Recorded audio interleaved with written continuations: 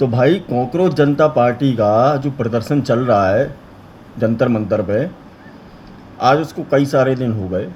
सबसे पहली गलती तो ये रही इसकी, अभिजीत दीपके की, कि इसने 20 तारीख को प्रदर्शन चालू किया। मतलब अगले दिन बच्चों का पेपर था और जिनके लिए लड़ाई चल रही है उन्हीं को धोखा देने के लिए 20 तारीख को कर दिया, ताकि 21 तारीख को बच्चे पेपर में ना जा सकें।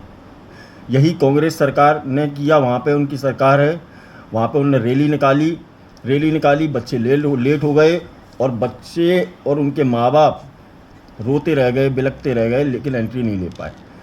अब जंतर मंतर की कहानी ये है कि जंतर मंतर पर ऐसी मैंने वीडियो देखी। देखो भाई, पहले ही अपनी वीडियो में क्लियर कर देता हूँ, मैं किसी भी मार पिटाई का कोई समर्थन नहीं करता हूँ, है ना। और ना मैं ये कहता हूँ कि किसी के साथ कुछ हुआ है तो गलत हुआ है या फिर किसी के साथ हुआ है सही हुआ है, मैं कुछ भी कोई समर्थन नहीं करता हूँ। अब वहाँ पे मैंने वीडियो देखी वहाँ की, जो लड़की के साथ कोई दुर्व्यवहार हुआ, उसके पिता के साथ मारपीट की गई शायद। तो मैं ये पूछना चाहता हूँ, ये विजेता दहिया वगैरह इन लोगों ने प्रेस कॉन्फ्रेंस में स्टेटमेंट दिए कि ऐसे उग्रवादी लोग आ गए, है ना, तमाम तरह के अपमानजनक शब्दों का उपयोग किया इसने।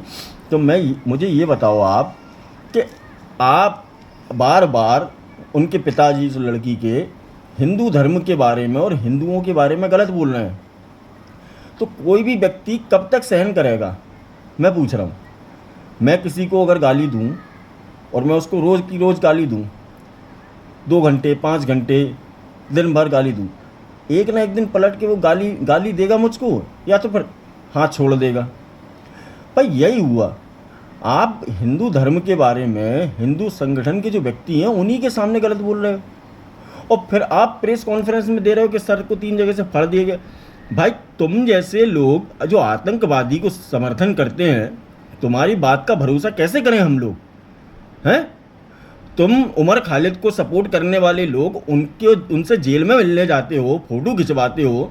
तुम्हारा अभिजीत दीपके जम्मू कश्मीर में उनके अलगाववादियों को सपोर्ट करने वाला लड़का, वो उसको हम सपोर्ट क्यों करें भाई? आखिर उसमें ऐसा है क्या? है किसी आतंकवादी की और आतंकवादी की मानसिकता को सपोर्ट और समर्थन करने वाले लोगों का, भारत देश का जो युवा है और जो हिंदू है, जो अपने आप को हिंदू मानता है, इन कॉन्क्रोचों की तरह नहीं, जो अपने आप को वाकई में हिंदू मानता है, वो तुम्हारे सपोर्ट में कभी आया ही नहीं। वो तुम्हारे हमेशा विरोध में खड़ा रहा। क्यों? क्योंकि तुम तो आतंकवादियों को सपोर्ट कर रहे हो, हिंदुओं को गलत बोल रहे हो। मतलब तुम जिस एजेंडा के लिए आए थे वो एजेंडा भूल के तुम अब केवल राजनीति करने लग गए हो। और क्योंकि पंजाब इलेक्शन आ रहा है, नज़दीक हैं, यूपी इलेक्शन नज़दीक हैं, तो तुम्हारा फोकस, तुम्हारे आका जो ऊपर बैठे हुए हैं वो तुम्हें आदेश कर रहे हैं कि तुम्हें ऐसा नहीं ऐसे ऐसे बयान देना है। अब क्या पता किसने किसको मारा, किसने किसको नहीं मारा, किसकी क्या गलती है ना। लेकिन आप कम से कम जिस उस पर खड़े हो उस पर तो खड़े रहो। आपने खुद के ने नीट का पेपर दिया नहीं है, आपको नीट की फुल फॉर्म पता नहीं है, MBBS क्या होता है, MS क्या होता है, आपको कोई जानकारी नहीं है। आपके विजेता दहिया को कोई जानकारी नहीं है। एक पार्टी बना ली जाती है, विदेश से फंडिंग ले ली जाती है और यहाँ भारत में आ जाते हैं, राजस्थान में जाके पिट जाते हो, लखनऊ में जाके पिट जाओगे। लखनऊ में तुमको भगा दिया गया था, हैं? तो मेरे को आप पहले तो आप क्लियर करो कि आपका जो दिमाग है वो किस स्तर पे है, आप करना क्या चाहते हो। आपके यहाँ पे आए हुए लोगों को शिक्षा मंत्री का नाम नहीं पता। उनसे पूछा कि नाम क्या है, तो एक व्यक्ति बोला अमित प्रधान। किसी से पूछा नीट का फुल फॉर्म क्या है, तो उनको नीट का फुल फॉर्म नहीं पता। हाँ, ऐसे लोग हैं आपके। फिर आपके यहाँ पे वही लोग आ जाते हैं कि जेंडर वाली आज़ादी, ये आज़ादी है, ढपली गैंग आ जाती है, JNU के आ जाते हैं। तो क्या है कि आखिर ये माहौल क्या है देश में? क्या माहौल बना रखा है आपने?